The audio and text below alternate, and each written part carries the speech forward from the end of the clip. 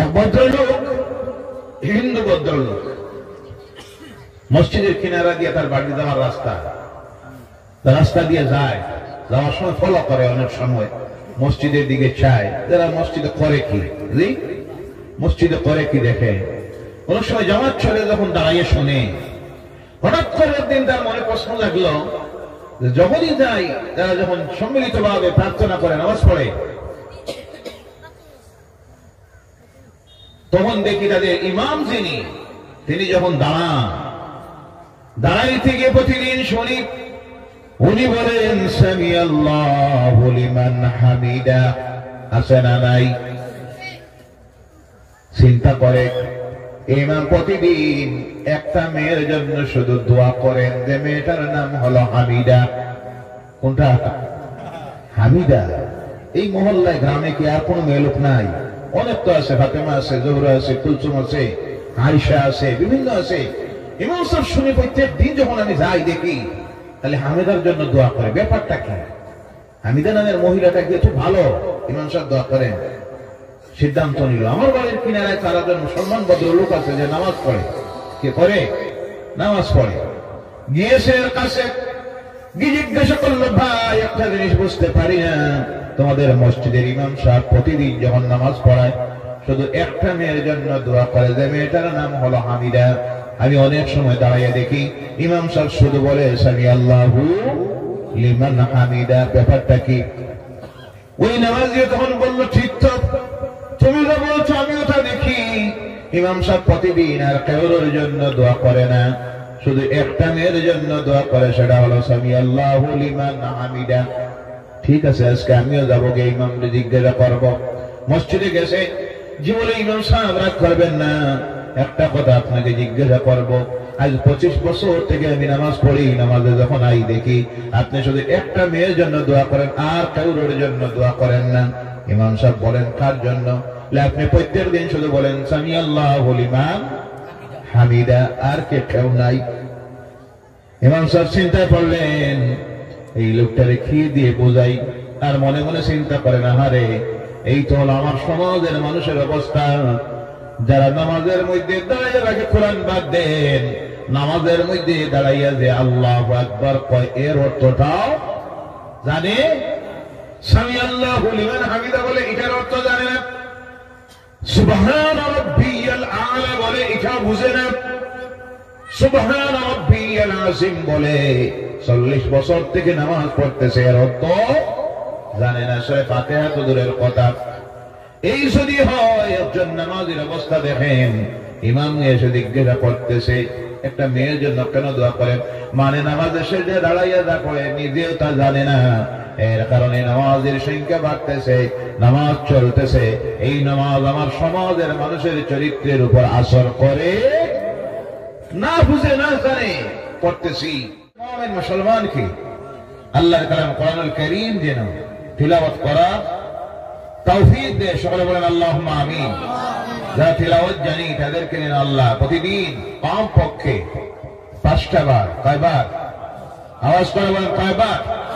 5টা বার আল্লাহর সামনে দাঁড়িয়ে অবনত চিত্তে তার গোলামীকে আদায় করার জন্য 5টা বার যেন মাবুদের, আমার রবের সামনে দাঁড়িয়ে আল্লাহর কালামটাকে তিলাওয়াত করতে পারি নামাজের মাধ্যমে। আল্লাহ যেন সেই তৌফিকটা দেয়। সকলে বলেন আল্লাহুম্মা আমিন। ভাইরা আমার,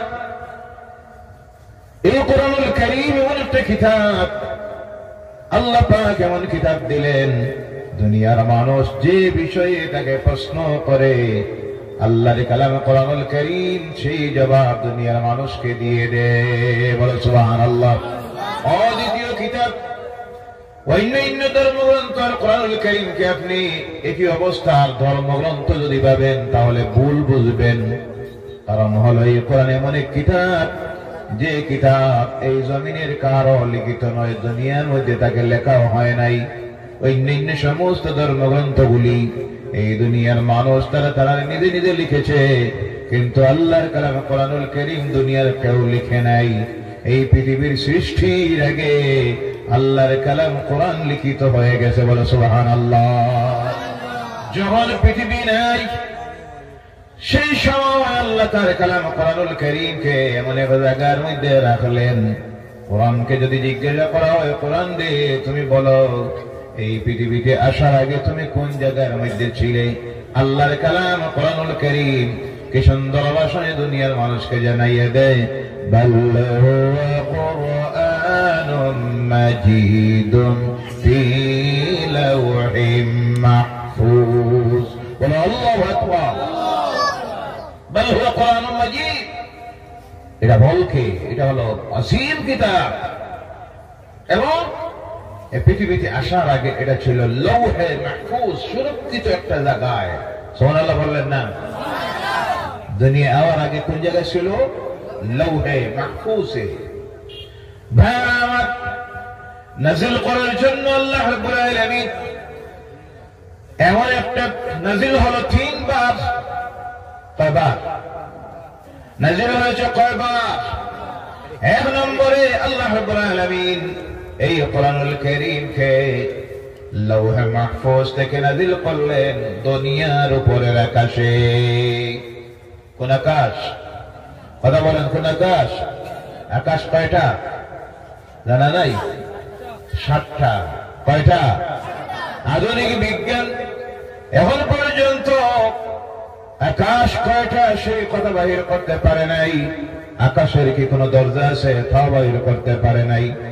সেই কথা বলে দিতে পারে ইসলাম, সেই কথা বলে দিতে পারে আল্লাহর কালাম কোরআনুল কারীম। কারণ এই কোরআন যার কালাম তিনি তো বানাইয়াছেন আসমান। বলে সুবহানাল্লাহ।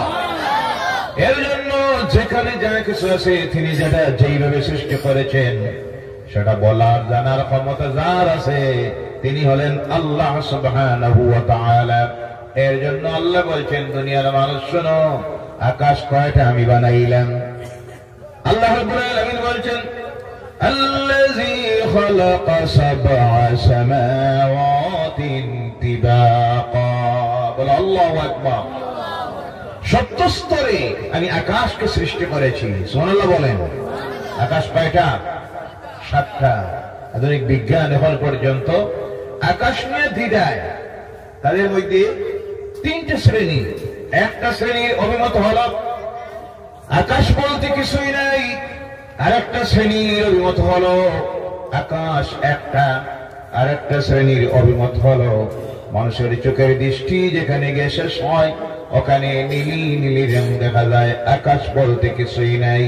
আমার আল্লাহ দুনিয়ার মানুষকে জানিয়ে দিতেছেন তার কালামের মাধ্যমে আকাশকে আমি সৃষ্টি করেছি 7 স্তরে 7টা। সুবহানাল্লাহ। ওই যে নিম্নে যে আকাশ, এই আকাশের মধ্যে দুনিয়ায় যত মানুষ আছে প্রত্যেক মানুষের জন্য 2টা দরজা। কয়টা?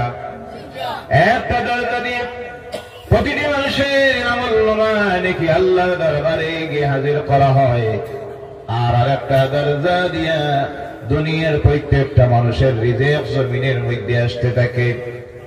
একদিন আসবে যেই দিন প্রত্যেকটা মানুষের এই 2টা দরজা চিরদিনের জন্য বন্ধ হয়ে যাবে।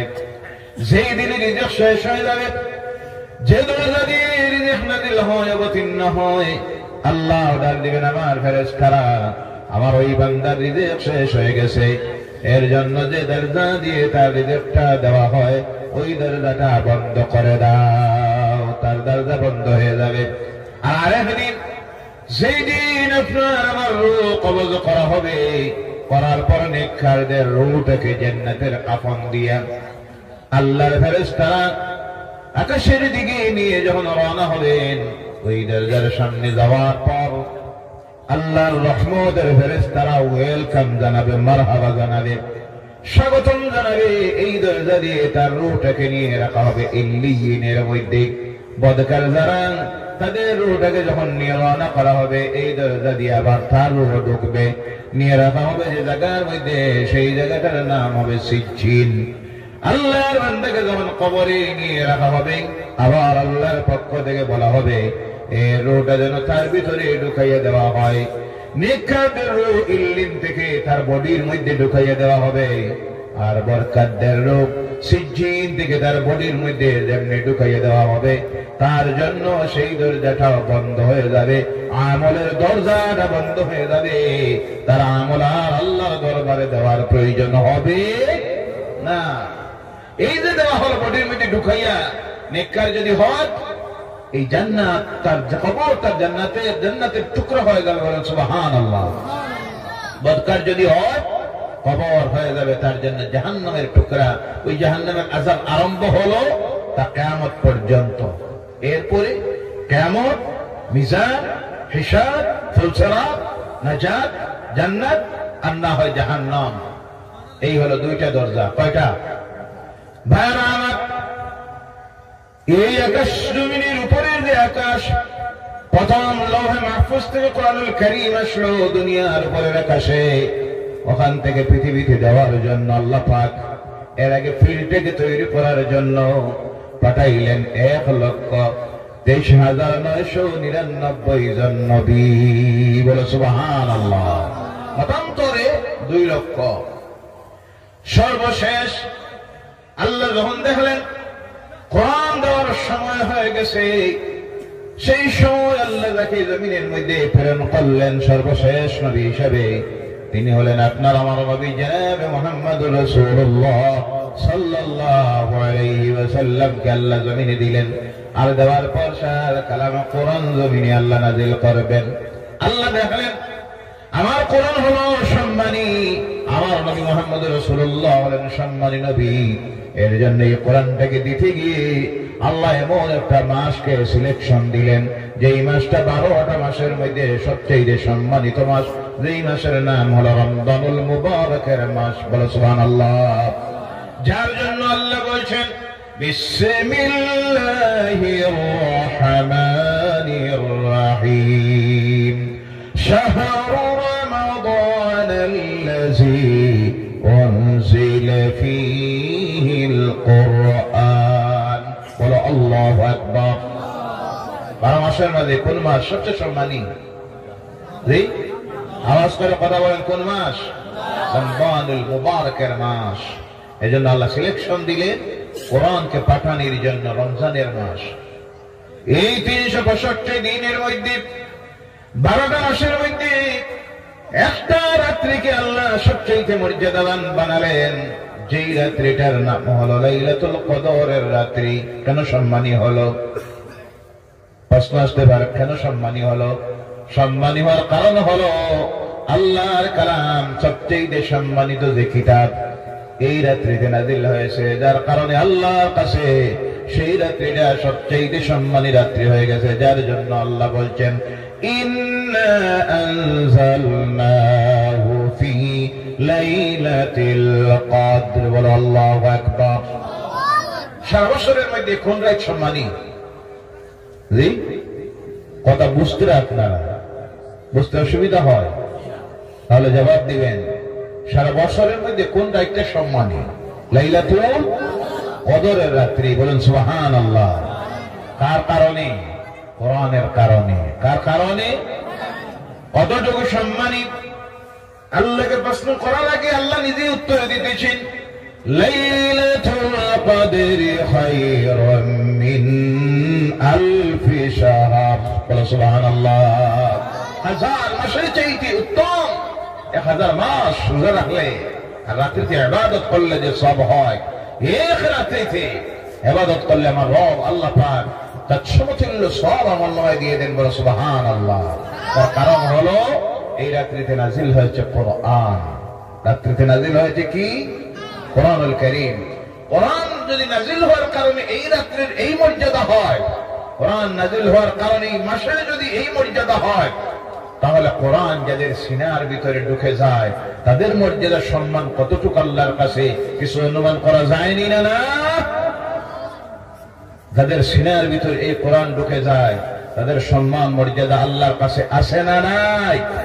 আওয়াজ করে বলেন, আসে না নাই?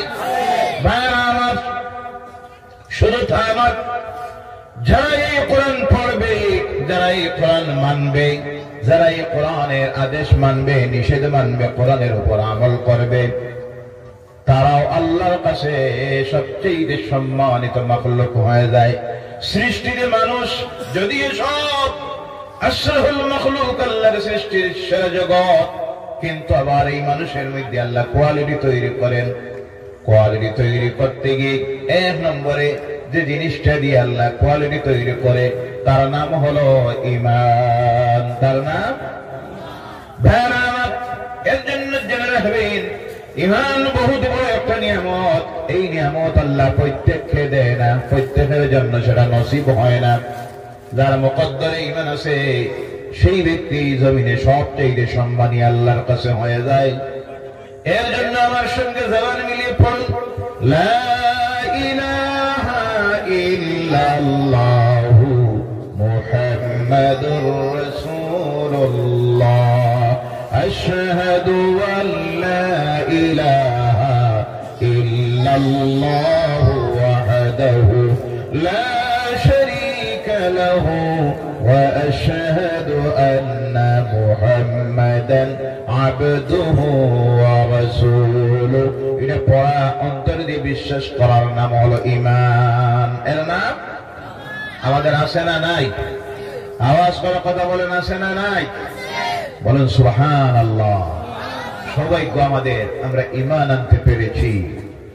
দুর্ভাগ্য তাদের যাদের ঈমান আনা সম্ভব হয় না। সিরাতে মুস্তাকিমের রাস্তায়, হেদায়েতের রাস্তায় আওয়া সম্ভব হলো না, কিন্তু এটা চেষ্টায় হয় না। এটা যার মুকদ্দরে আল্লাহ লিখেছেন। ও আমার বাবা, আল্লাহ রাসূলের চাচা হযরত আবু তালিব নাম শুনেছেন। আল্লাহ রাসূলের সঙ্গে এত মহব্বত ছিল, ভালোবাসা ছিল। বাবা যখন হারাইলেন জন্মের আগে, মা যখন হারাইলেন 6 বছর বয়সে, 7 থেকে 8 বছর বয়সে আল্লাহ রাসূল দাদাও হারালেন। এবার চাচা হয়ে গেলেন গার্জিয়ান। ইতিহাস প্রমাণ করতেছে ওই চাচা নিজের আওলাদের চাইতে বেশি যাকে ভালোবাসতেন তিনি ছিলেন মুহাম্মদুর রাসূলুল্লাহ সাল্লাল্লাহু আলাইহি ওয়াসাল্লাম। ওই ভাতিজার জন্য জেল পর্যন্ত কাটিলেন, 3 বছরের জেল চাচা। এরপরে দেখা গেল মক্কার কুরাইশের নেতা যারা একদিন সিদ্ধান্ত নিল, আলোচনা করে, চলো আবু তালিবের কাছে যাই, গিয়ে জানাইয়া দেই, আবু তালিব তুমি তোমার ভাতিজাকে সতর্ক করে দাও, তোমার এই ভাতিজা আমাদের ওই দেবদেবতা সম্পর্কে বিভিন্ন কটূক্তি করে, আমাদেরকে নিয়ে ডং তামসা করে, বিভিন্ন ভাবে কথা বলে আমাদের সমাজের মধ্যে বিভেদ তৈরি করেছেন, ফিতনা তৈরি করেছেন। তোমার ভাতিজাকে এইসব কাজ থেকে তুমি বিরত করে নাও, নতুবা আমরা তোমার ভাতিজার বিরুদ্ধে চূড়ান্ত সিদ্ধান্ত নিব।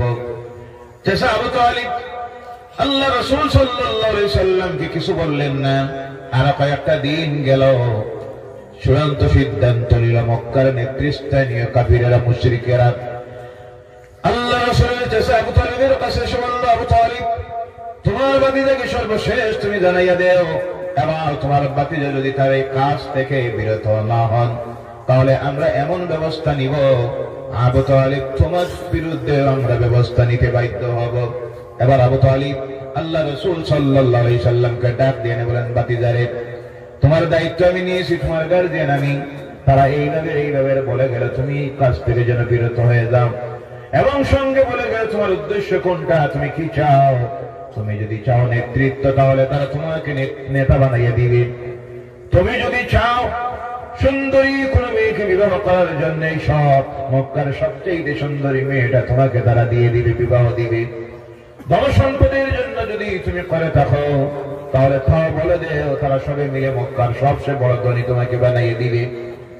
আল্লাহ রাসূল বললেন, ও আমার চাচা আপনি তাদেরকে রেজাল্টটা, উত্তরটা জানাইয়া দিবেন। আমি নেতৃত্ব পাওয়ার জন্য নয়, সুন্দরী মেয়েকে বিবাহ করার জন্য নয়, টাকা পয়সার জন্য নয়, তারা ওই যে প্রলোভন আমাকে দেখাইতেছে।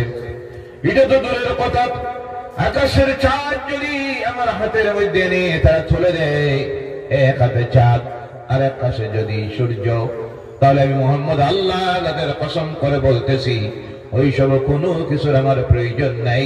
আমি আমার দায়িত্ব আদায় করতে থাকবো। আল্লাহ পাক আমাকে যে দায়িত্ব দিয়েছেন, আমার দায়িত্ব হলো দুনিয়ার মানুষের কাছে পৌঁছাইয়া দেওয়া, লা ইলাহা ইল্লাল্লাহু মুহাম্মাদুর রাসূলুল্লাহ সাল্লাল্লাহু আলাইহি ওয়াসাল্লাম।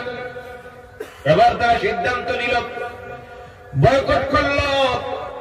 একটা চুক্তিনামা লেখলো, লিখে আল্লাহর ঘরের দেওয়ালে নিয়ে লাগাইয়া রাখলো, মুহাম্মদ এবং তার সঙ্গের সাথী যারা, তাদেরকে আমরা কোনো কিছু তাদের কাছ থেকে খরিদ করব না, তাদের কাছে কিছু বেচবো না, রাস্তাঘাট বন্ধ, কথাবার্তা বন্ধ, সকল প্রকারের লেনদেন বন্ধ।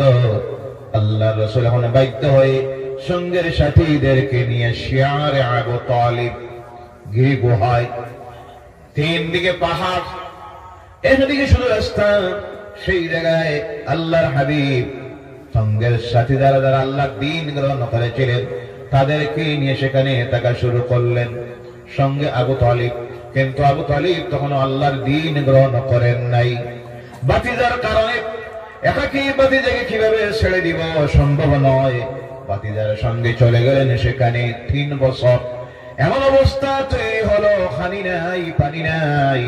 আল্লাহ রাসূলের সাহাবীরা পেটের ক্ষুধার যন্ত্রণায় প্রথম এই ছাগলের চামড়া, উটের চামড়া রাত্রিবেলায় পানির মধ্যে ডুবাইয়া রাখতেন, একটু নরম হতো, আর সকালবেলায় তা চিবিয়ে নিজের ক্ষুধা নিবারণ করতেন। তাও যখন শেষ হয়ে গেল, তাফসীরের মধ্যে আসতেছে বাবলা গাছ। সৌদি আরবে যারা গিয়েছেন দেখেছেন মরুভূমির মধ্যে কিছু গাছ ফোটে, আর আকালেরা উট চড়ায়, উটগুলি সেই গাছের পাতা কিছু খায়। গাছের মধ্যেও কাঁটা, পাতার মধ্যেও কাঁটা। আল্লাহ রাসূলের সাহাবীরা ক্ষুধার যন্ত্রণায় সেই সব পাতাগুলি মুখের মধ্যে দিয়ে চাবাইতেন। যখন চাবাইতেন কাঁটার আঘাতে জিহ্বা ফেটে গিয়ে দল ধরে রক্ত ঝরতে থাকত। সুবহানাল্লাহ। তখন সঙ্গে আবু তালিব। যাই হোক, এরপরে 3 বছর পূর্ণ হলো। আল্লাহ রাসূল বলেন, চাচা আপনি তাদেরকে গিয়ে বলুন, তারা আমাদেরকে বয়কট করতে গিয়া যে চুক্তিনামাটা, আবেদনপত্র, বিজ্ঞপ্তি আল্লাহর ঘরে লাগাইয়া রাখা ছিল, তাদের সেই কাগজটা নষ্ট হয়ে গেছে। ওই পোকা খেয়ে নষ্ট করে দিয়েছে, শুধু 2টা নাম ব্যতীত। বলেন সুবহানাল্লাহ। কয়টা নাম? একটা হলো আল্লাহর নাম, আর একটা হলো তার রাসূলের নাম। বলেন সুবহানাল্লাহ। আল্লাহ প্রমাণ দিল, যতদিন এই পৃথিবী আছে ততদিন আল্লাহর নাম থাকবে। বলো সুবহানাল্লাহ। যতদিন এই পৃথিবী আছে আল্লাহর নাম থাকবে, সঙ্গে তার রাসূলের নাম থাকবে। দুনিয়ার কেউ মিটাইয়ে দেওয়া সম্ভব হবে? ও আমার ভাইরা, এবার আল্লাহ রাসূল সাল্লাল্লাহু আলাইহি সাল্লামের চাচা জানাইয়ে দিলেন তাদেরকে, তোমাদের ওই যে বিজ্ঞপ্তি যেটা, এটা নষ্ট হয়ে গেছে। অনুগ্রহ করে তোমরা এই মানুষগুলিকে জেলের ভিতরে যাদেরকে ঢুকিয়ে রেখেছো তাদেরকে বাহির করে দাও। এবার তারা বাহির করে দিল। দিন যায়, মাস যায়, কাল যায়। এই চাচার সঙ্গে আল্লাহ রাসূল 2 বার ব্যবসা করলেন সিরিয়ায়। এই চাচা জীবনের শেষ সময় এসে হাজির হলো। আল্লাহ রাসূল চাচার কিনারার মধ্যে বসে কান্দেন, চোখের পানি ছেড়ে দেন, আর মনে মনে ভাবেন এই চাচা আমার জন্য কত কিছু করলেন, জেল পর্যন্ত কাটলেন, জীবনের সমস্ত সময়গুলি আমার জন্য কাটাইয়া দিলেন, নিজের আওলাদের চাইতে বেশি আমাকে মহব্বত করতেন, ভালোবাসতেন। কিন্তু এই চাচার দুর্ভাগ্য, আমার ওই চাচাটা ঈমান আনা সম্ভব হলো।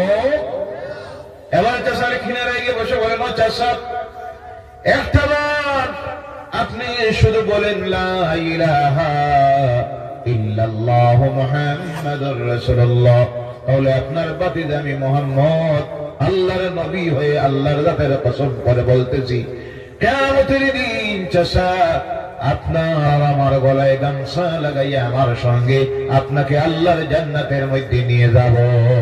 সুবহানাল্লাহ।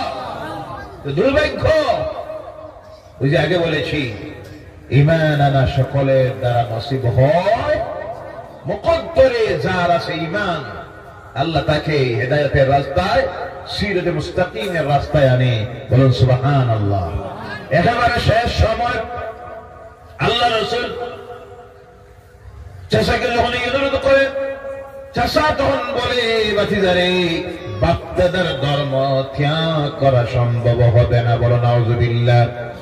বাপদাদার ধর্ম বলতে তারা বুঝতো নিজ হাতের তৈরি দেব দেবতার পূজা করা, স্রষ্টাকে ভুলে গিয়ে সৃষ্টির মাখলুকের সামনে মাথা নত করা। আসলে তারা কিন্তু তাদের বাপ চিনত না। যে মানুষ তার বাপ চিনে না, সে তার আল্লাহ কেমনে চিনব, রব কেমনে চিনব? দুনিয়ার সমস্ত মানুষের বাপ কে জানা নাই? আপনারা সবের বাপ চিনুই না। আপনারা হযরতে সুবহানাল্লাহ মাদ্রাসায় পড়লে লাভ না লস? স্কুলের ছাত্র যদি বুয়াত্তা খুঁজে গেলে একটা কইতে পারত, মাদ্রাসার ছাত্র হওয়ার কারণে বাপ চিনি। জি, যার কারণে দেখবেন মাদ্রাসায় যারা পড়ে এরা কোনদিন মা বাপ পিটে না, এরা মা বাপ কোনদিন বৃদ্ধাশ্রমে যাওয়া লাগে না, এদের মা বাপ কোন সময় ভিক্ষা করা লাগে না। বলেন সুবহানাল্লাহ। কারণ কোরআন এদেরকে শিখাইয়া দেয় মা বাপের প্রতি কি ব্যবহার করতে হয়, কিভাবে আদব করতে হয়, কিভাবে তাজিম করতে হয়, কিভাবে সম্মান করতে হয়, এবং কোরআন এরা শিখাইয়া দেয়। এর জন্য আল্লাহর ওয়াস্তে প্রত্যেকে নিজের ছেলে মেয়েকে হাইয়ার এডুকেশনে, জেনারেল এডুকেশনে পড়ার দরকার। প্রতিযোগিতার যুগ।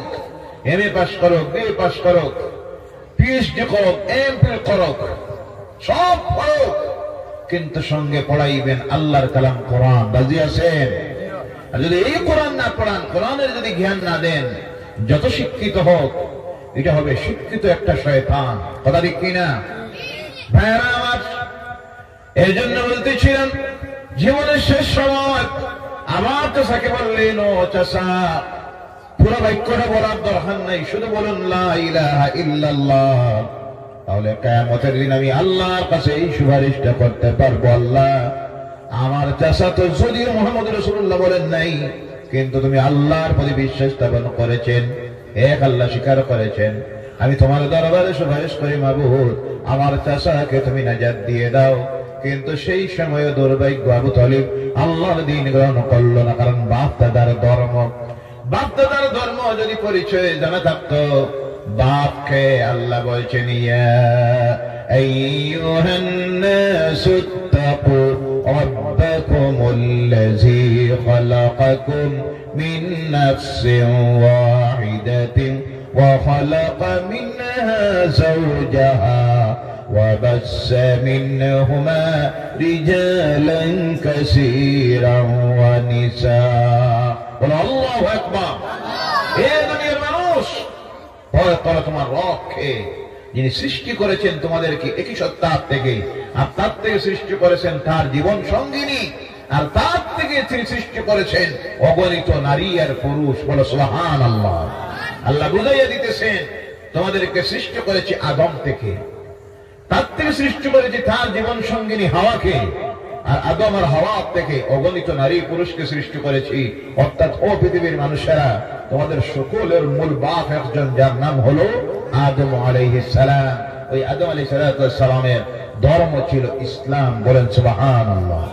ভাইরা আমার, ঈমান আনা সম্ভব হলো না। আমার উদ্দেশ্য হলো এই কোরআনুল কারীমকে আল্লাহ রাব্বুল আলামিন নাযিল করা শুরু করলেন। করতে গিয়ে এই কোরআন নাযিল হইতে সময় লাগলো 23 বছর। সুবহানাল্লাহ। কত বছর? আওয়াজ করে বলেন, কত বছর? 23 বছর। প্রথম নাযিল হলো লৌহে মাহফুজ থেকে দুনিয়ার উপরের আকাশে।